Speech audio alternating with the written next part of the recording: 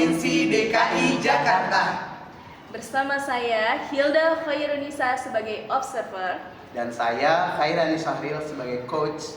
Dan saya Hilda Nurahmadiani sebagai coach. Kami di sini akan melakukan demonstrasi konseptual tentang praktik coaching tentang berdasarkan modul 2.3. Hilda, izinkan saya sebelum memulai coaching ini, saya akan mau menanyakan sesuatu dulu kepada Pak Sahril sebagai coaching. Mohon izin ya Bu ya. Baik Ibu, silakan. Pak Sahril. Ibu. Ya, hari ini Pak Sahril menjadi coaching ya Pak ya, Ya, coach sebagai ya. coach. Ya sebagai coach. Nah sebelum melakukan coaching nih Pak, ada rubik apa yang akan Bapak gunakan sebagai penilaian coaching hari ini? Saya akan menggunakan alur Tirta, Bu. Alur Tirta. Pertama dari tujuan, terus identifikasi, terusnya nanti saya akan mencoba sisi coach saya, Iya. terus pengambilan tanggung jawab dari coach saya.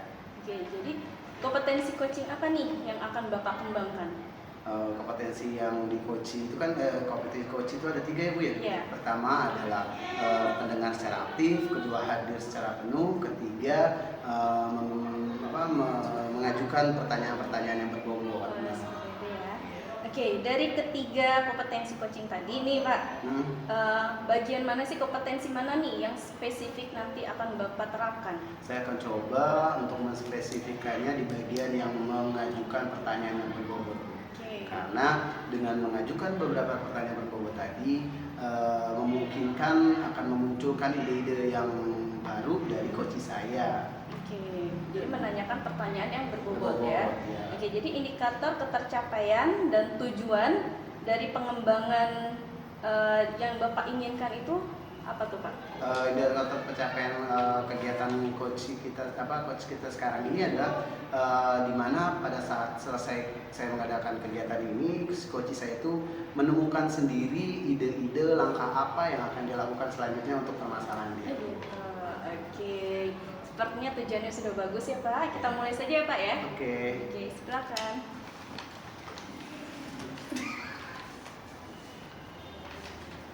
Gimana Hilda? Tadi katanya mau ngobrol. Iya nih Pak Syahril, saya tuh sebetulnya. Tapi tadi dari lapangan ya? Di lapangan. Iya Pak. Panas banget Iya. kayaknya. Itu muka berminyak sebentar kali ini. Sebetulnya saya itu antara apa ya Pak Syahril? Capek. Satu capek, yang mungkin keduanya saya itu agak merasa sedih aja sih sebetulnya, resah gitu loh Pak. Utang belum bayar kali? Sudah Pak. Oh sudah. Saya biasanya Bu kalau sedih itu utang saya belum bayar. Oh gitu. Iya Pak. Gimana Jadi kan gini Pak, hari ini tuh tadi kan saya Ibu pegang kelas berapa nih hari ini? hari ini saya ngajar kelas 7A. Kelas 7.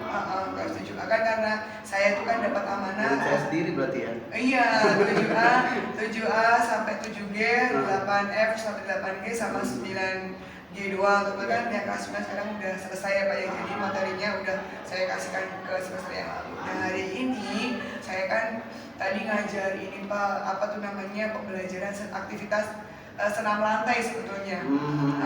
Namun yang menjadi saya sedihnya tuh ada banyak siswa nih yang terutama yang putri ya Pak ya, belum melakukan, tapi dianya tuh udah aduh Bu nggak bisa Bu gitu loh Pak. Oh udah minder duluan, udah ngelakuin duluan. Iya, percaya dirinya itu padahal udah beberapa ini nih, maksudnya udah dicontohin, udah diapain gitu ya Pak ya, tetap aja bilang Bu saya nggak berani Bu, saya takut kecengklak gitu.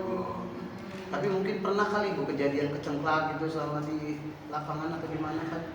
Selama saya ngajar di sini sih ya, alhamdulillah belum ada ya Pak Syaril. Yang mungkin karena ini tuh tingkatnya SMP dan mungkin dia juga ruang geraknya itu sudah terbatas, sehingga ya mungkin itu adalah cerita di SD mungkin loh ya, pengalaman di SD. Jadi tadi saya juga di lapangan sudah bilang, tanya kok kamu bisa sih bilang kamu takut kecengklak padahal kan kamu belum melakukan gitu kan.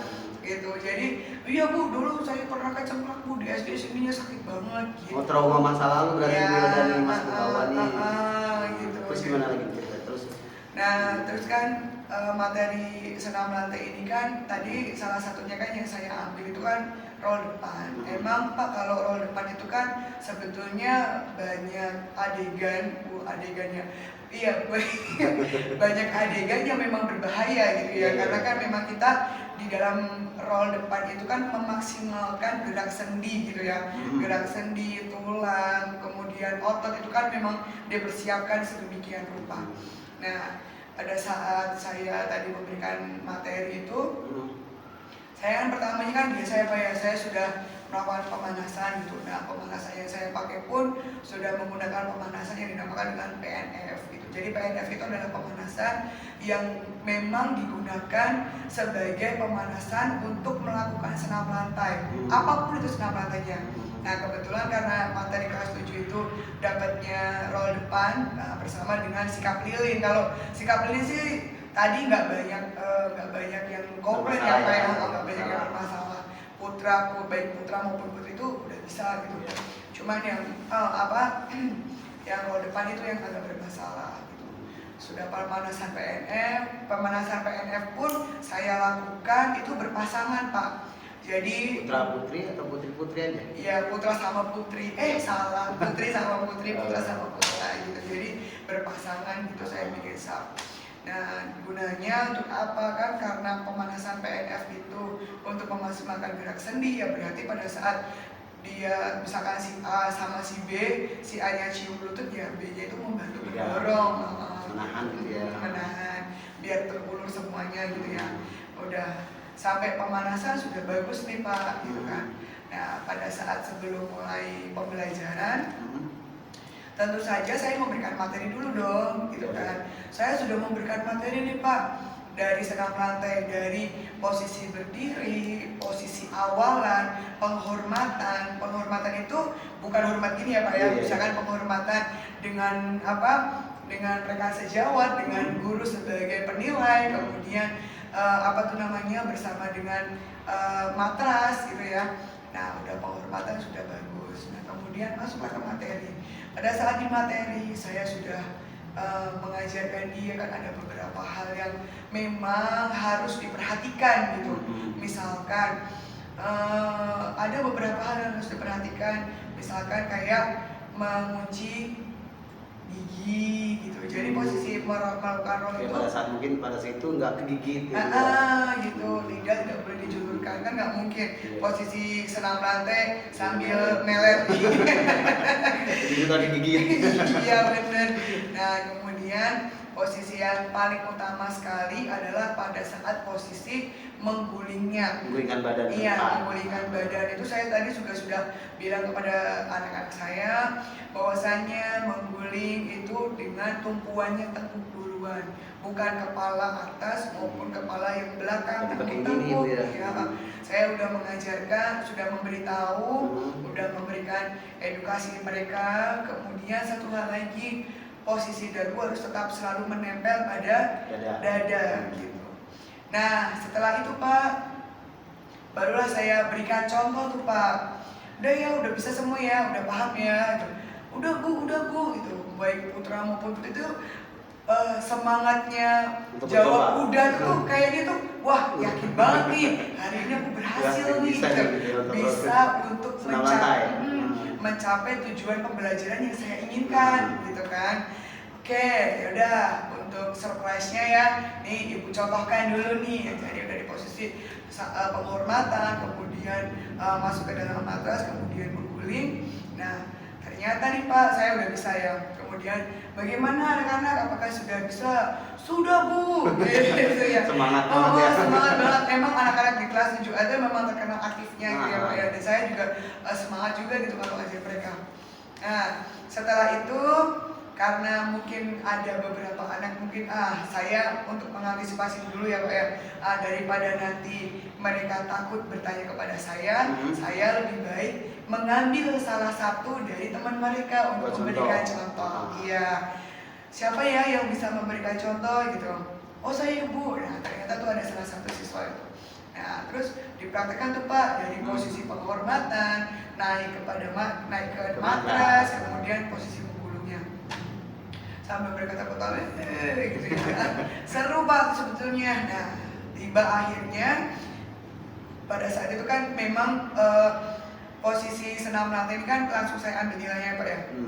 Saya langsung melakukan asesmennya otomatis pada keterampilan gerak gitu. Kan pengetahuan gerak karena memang ketika mereka sudah mengetahui hal-hal apa yang sudah diinginkan berarti TP saya sudah terpenuhi gitu ya Pak ya. Nah sekarang sampailah pada elemen keterampilan gerak. Pada saat keterampilan gerak saya bertanya, anak-anak hari ini nih sekarang mau langsung ambil nilai apa mencoba dulu nih gitu. Mereka sepakat mencoba Bu gitu kan. Udah. Ini mau praktek nih ya? Iya udah mau praktek. Nah terus yang cowok tuh Pak, udah tuh dia mau guling-guling tuh. Udah, yuk yang pertama guling lancar, kedua lancar, cowok-cowok semuanya.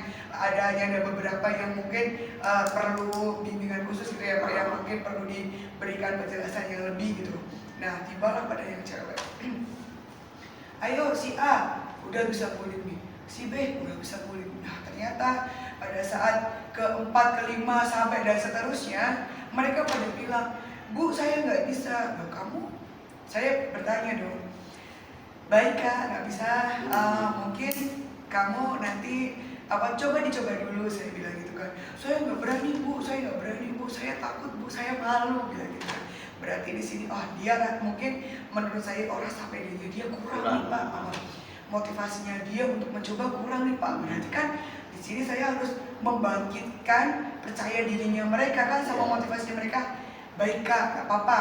Kalau misalkan kamu gak berani, coba dulu. Kamu lihat dulu teman-teman yang bisa, saya bilang gitu. Nah, ternyata sudah temennya yang bisa sudah habis nih. Tetap aja Pak Saril. Gak mau juga. Gak mau juga. Saya kemudian menerapkan segitiga restitusi di situ.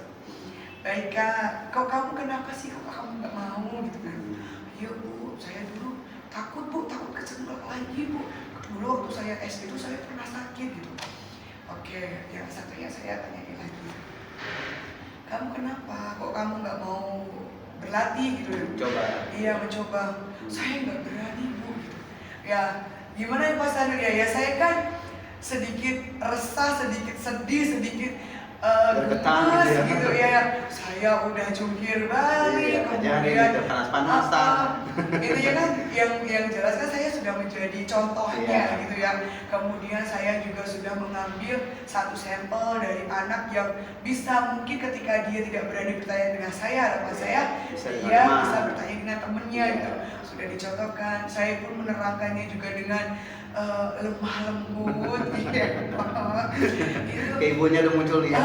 Kayak ibunya udah muncul, belum singa yang muncul ya. Ternyata tetap aja nggak mau Pak. Coba Pak Sari gimana? Aku sampai gimana ya? Saya sampai ya kita ulang lagi ya gitu. Ya kita ulang lagi ya coba. Sampai yang kalau misalkan mungkin sampai percaya diri itu mungkin ada beberapa indikator penyebabnya ya. Mungkin salah satunya karena tadi masih dicampur antara putra dengan putri ya. Ini sampai yang putra udah saya suruh bisa untuk sendiri menuju ke lapangan utama. Ternyata sama tetap aja. Saya makanya saya kayaknya harus ketemu nih dengan salah satu teman gitu buat saya sharing gitu Pak Syaril. Nih dengan cerita dari Bu Yoga tadi ya, apa ya? Ada yang nggak mau, nggak pede ya. Pada intinya kan kalau yang anak perempuan itu memang begitu Bu Hilda ya. Pada malu-malu. Kalau misalnya tadi kan penyebab trauma itu gitu. Maksudnya itu menghambat dalam pembelajaran Bu Hilda juga ya. Kalau Bu Hilda nanti untuk penilaian yang nggak mau itu mau dikasih nilai berapa tuh kalau 1 sampai 10 nih? Ya kalau yang nggak mau ya berapa ya Pak Syaril ya? Saya sulit Pak Syaril paling di angka 4 kalau saya. 4. Iya karena berarti memang punya PKKM ya kalau di PKKM ini. Iya dulu KKM-nya kalau katakanlah kan kalau di sekolah kurikulum merdeka ini kan 7 ya Pak Syaril di kelas 7 itu. Berarti masih jauh. Si anak ini minimal dapat 7 nih. Iya. Ya, belum dapat 7 nih anak. Belum. Nah, dengan trauma yang masa lalu, segala macam, Bu Hilda pengen dia dapat nilai 7. Kira-kira ada langkah-langkah lagi nggak dengan tadi kan udah bagus tuh Bu Hilda udah coba dengan segitiga restitusi, memisahkan antara laki-laki dengan perempuan, tapi tetap aja kan tidak berjalan. Ide apa lagi nih kira-kira biar masalah ini trauma loh Bu Hilda. Trauma itu susah untuk menghilangkannya. Kenapa? Yang bisa yang ada di pikiran Bila sekarang biar traumanya tadi hilang gitu. Oke Pak Syaril, kalau saya sih Pak punya rencana, ada beberapa rencana ya Pak ya. Kalau yang menghilangkan trauma itu mungkin dari saya sendiri sebagai pemimpin pembelajar ini apa ya, sebagai seorang gurunya. Kalau saya sih pengen lebih lagi meyakinkan kepada siswa saya bahwasanya pelajaran kamu di SD ya di SD, sekarang kamu bersama dengan Bu Hilda gitu ya, yang mungkin Bu Hilda punya, insya Allah punya taktik dan strategi untuk pembelajaran, membantu kamu untuk bisa berguling. Punya treatment sendiri lah gitu, sama beda dengan guru SD-nya kemarin gitu. Mungkin dulu waktu kamu SD kan gurunya cowok nih misalkan, sedangkan kamu cewek, tidak mungkin dong etika kode etik seorang guru tidak akan mungkin si guru ini memegang meskipun sudah meminta maaf izin terlebih dahulu gitu kan. Soalnya kan kalau guling depan itu kan kita harus satu memegang tepuk, yang satunya harus memegang paha atau pantat gitu ya Pak untuk digulingkan. Nah, namun kan sekarang kamu sedang bersama dengan Bu Hilda gitu. Saya mungkin akan lebih meyakinkan, memotivasi yang jelas ya, bahwasanya meyakinkan bahwasanya Bu Hilda nih loh yang akan membantu kamu gitu. Kalau ketika kamu tidak belum berani gitu, nanti akan ibu bantu, akan ibu gulingkan, meskipun nanti ibu harus memegang badan kamu gitu dengan pelan-pelan gitu. Itu yang pertama. Kemudian yang berikutnya adalah memunculkan motivasi, bahwasanya apa, setiap kali pembelajaran Pak Syaril saya selalu menerapkan prinsip pembelajaran. Jadi ketika kita akan belajar di senam lantai, buat apa sih kita belajar senam lantai anak-anak? Nah iya, sebetulnya buat apa kita belajar senam lantai gitu? Kalau misalkan bukan sekedar guling-guling nah, aja ya. Sekarang kalau misalkan ya, saya tadi juga bilang sama anak saya, ketika kamu nih belajar senam lantai nih, sebetulnya apa tujuan buat kamu? Kamu saat ini sudah usia remaja ya, ABG gitu ya. Emang kamu pernah guling-guling di kasur kan? Nggak pernah. Nah, apalagi Bu Hilda yang sudah berumur gitu ya. Gak mungkin juga Bu Hilda guling-guling di kasur juga. Nah, lantas apa tujuan kita belajar senam lantai? Ya kan Mas Adi, untuk kehidupan kita. Nah, saya selalu menekankan itu, bahwasanya setiap kali kita bergerak berarti di dalam tubuh yang bugar pasti akan ada tubuh yang sehat juga. Gitu. Karena senam lantai itu kan berhubungannya dengan kelentukan badan. Kelentukan badan itu ada hubungannya tentang komponen dan unsur kebugaran jasmani. Nah, ketika salah satu komponen kebugaran jasmani tidak dilatih, nah berarti degeneratif usia kamu itu akan semakin cepat. Gitu. Saya akan lebih menekankan motivasi seperti itu Pak. Gitu. Kemudian yang berikutnya mungkin yang untuk ke teknis pembelajaran, kemarin sih saya punya pikiran gini Pak Syaril. Kalau saya buat kelompok kecil kira-kira gimana ya Pak Syaril? Kelompok kecil yang kayak gimana? Tadi kan Bu Hilda udah kelompok-kelompokan nih. Iya, nggak, maksudnya kan kalau kelompoknya tadi kan masih ada 5 atau gitu. 6 ya Pak ya, karena kan kita siswanya kan ada 36 gitu.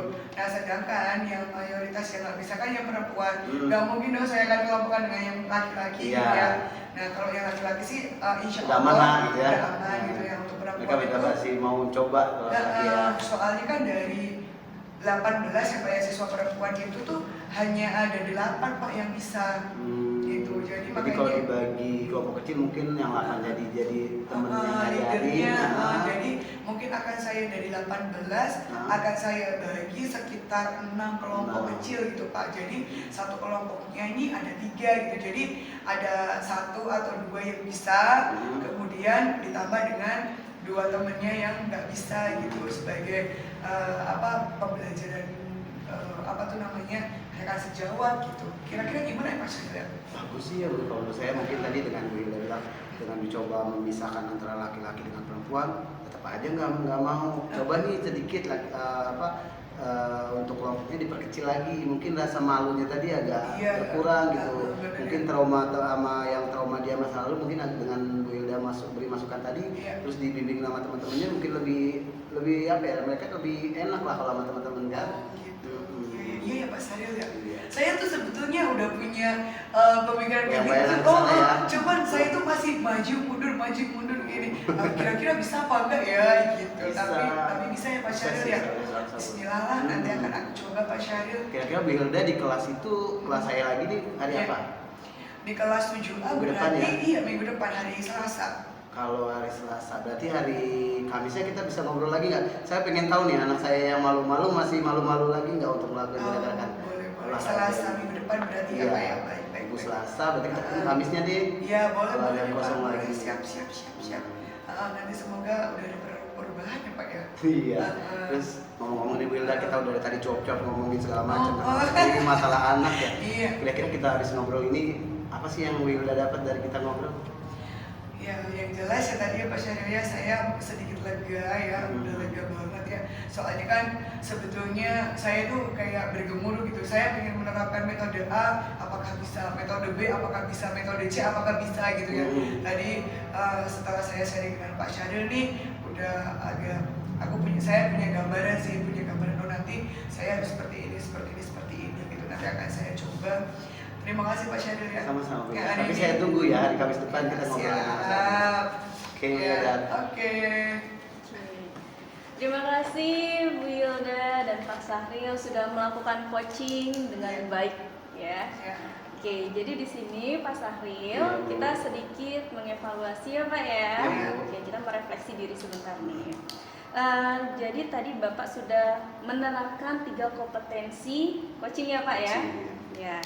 Di situ tadi Bapak lebih mengajukan untuk pertanyaan-pertanyaan yang berbobot. Oke. Dari pertanyaan yang Bapak lontarkan untuk Ibu Hilda itu sudah baik, sudah sesuai dengan alurnya. Nah, kira-kira nih Pak, saya mau tanya Pak, apa yang sudah dilakukan pada saat melakukan coaching yang menjadi indikator ketercapaian pengembangan yang diinginkan? dari awal kita ngobrol tadi Bu Hilda ya, Iya. tujuan awal saya untuk melakukan coaching sama Bu Hilda adalah agar Bu Hilda menemukan solusi dari masalahnya. Setelah ketercapaian, saya rasa saya sudah tercapai karena Bu Hilda sudah menemukan beberapa treatment yang akan dilakukan untuk pembelajaran minggu depan. Tinggal saya memperhatikan lagi minggu depan gimana nih perkembangan yang dari treatment Bu Hilda yang dia munculkan sendiri, di ide-ide itu muncul sendiri dari beliau. Nah, gitu. Menunggu hasil dari Hasil treatment minggu depan. selanjutnya ya Iya. Pak ya. Nah, Kenapa? Pak, lalu hasil observasi yang berbasis data ini nih Pak, bebas dari penilaian dan asumsi, fokus pada area yang ingin dikembangkan selanjutnya berdasarkan hasil percakapan tadi. Yang saya coba perkembangan lagi dari Bu Hilda, sepertinya gini loh Bu Hilda, trauma masa lalu. Untuk masalah trauma itu nggak, kalau menurut saya nggak gampang untuk menghilangkan. Yang saya bikin penasaran nanti itu untuk anak-anak yang trauma ini, tadi kan Bu Hilda sudah mengungkapkan, mengasihkan masukan. Saya itu bukan guru kamu waktu SD, saya